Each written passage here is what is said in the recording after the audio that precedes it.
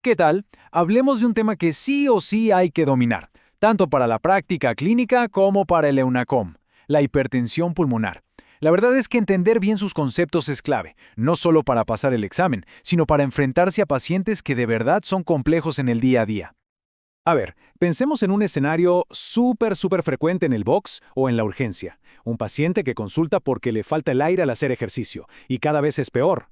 Bueno, en ese contexto, la hipertensión pulmonar es uno de esos diagnósticos que siempre, pero siempre, tiene que estar ahí en nuestro diferencial. Saber cómo sospecharla y estudiarla, eso es fundamental. Para que esto quede súper claro, vamos a seguir una hoja de ruta bien ordenada. Primero, la definición hemodinámica, que es la base de todo. Después, los 5 grupos clínicos, esencial. Luego, cómo pasamos de la sospecha a la confirmación diagnóstica. De ahí, nos metemos de lleno en el tratamiento. Y para cerrar, veremos qué onda con el pronóstico y el seguimiento. Perfecto. Empecemos por el principio, lo más fundamental, la definición. Y ojo, que en hipertensión pulmonar, todo, absolutamente todo, comienza con un número. Dicho de forma simple, ¿qué es la hipertensión pulmonar? Es un estado en el que la presión dentro de las arterias que llevan la sangre del corazón a los pulmones está demasiado alta. Así de claro. Es una definición que se basa netamente en la medición de presiones. Y aquí está el número mágico que hay que grabarse a fuego. Una presión arterial pulmonar media, la famosa PAPM, por sobre los 20 milímetros de mercurio. Ahora, ojo, y esto es pregunta de UNACOM sí o sí, este valor no se define con un ecocardiograma. Se tiene que confirmar con el gold standard, que es el cateterismo cardíaco derecho. La eco nos orienta, pero el cateterismo confirma. Bueno, ya tenemos el diagnóstico hemodinámico. ¿Y ahora qué? El siguiente paso, y es un paso gigante, es clasificar al paciente. Y esto es crucial, porque dependiendo de la causa, o sea, del grupo al que pertenezca, el tratamiento va a ser completamente distinto. La clasificación que usamos nos divide todo en 5 grandes grupos. A ver, vamos rápido. El grupo 1 es la hipertensión arterial pulmonar, la HAP, que es un problema directamente en las arteriolas del pulmón.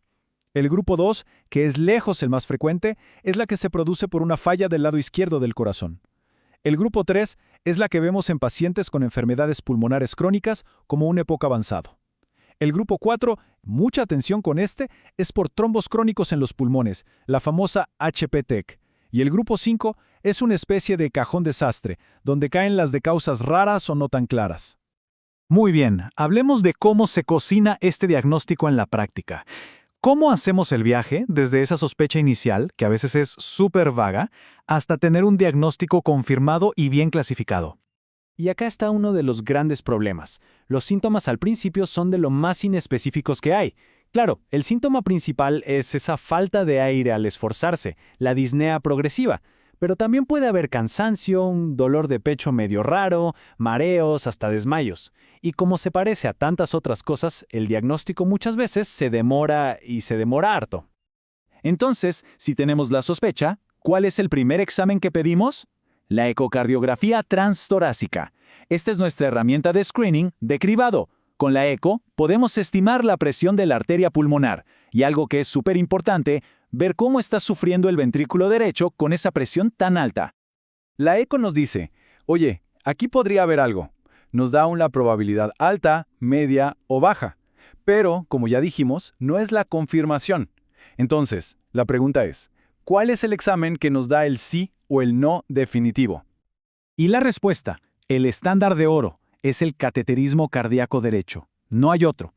Este es el único procedimiento que nos permite meter un catéter y medir directamente las presiones ahí dentro, en el corazón derecho y en la arteria pulmonar. Con eso, confirmamos si la PAPM está o no sobre 20.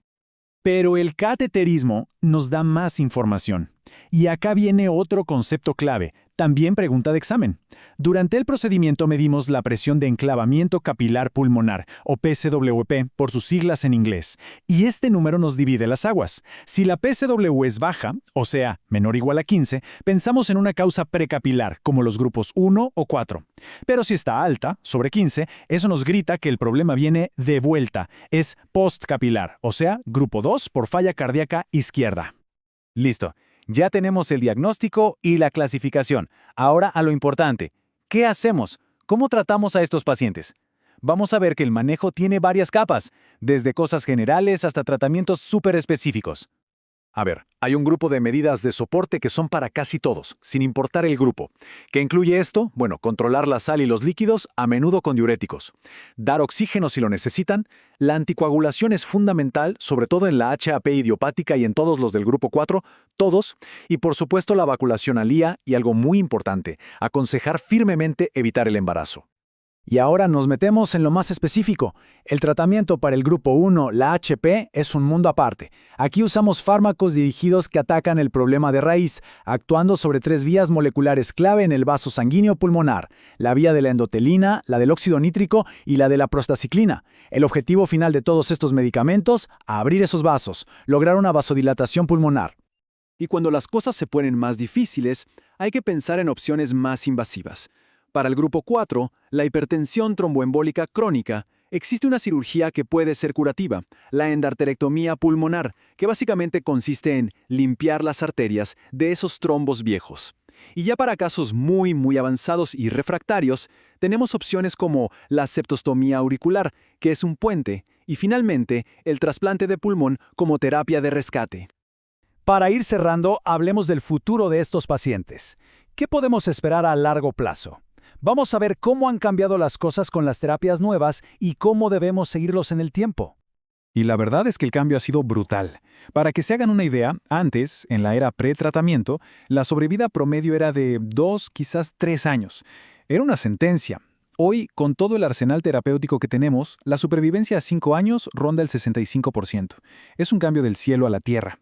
Hoy en día, todo el manejo se basa en estratificar el riesgo del paciente. ¿Qué significa esto? Usamos un montón de variables, clínicas, de ejercicio, hemodinámicas, para calcular el riesgo de mortalidad que tiene esa persona a un año, y lo clasificamos como bajo, intermedio o alto. Y según esa clasificación, decidimos qué tan agresivos seremos con el tratamiento. Entonces, ¿cuál es la meta final del tratamiento? No es solo dar una pastilla y ya. El objetivo, y esto es clave, es llevar al paciente a un perfil de bajo riesgo y mantenerlo ahí. Eso es lo que de verdad a la larga les cambia la vida y el pronóstico.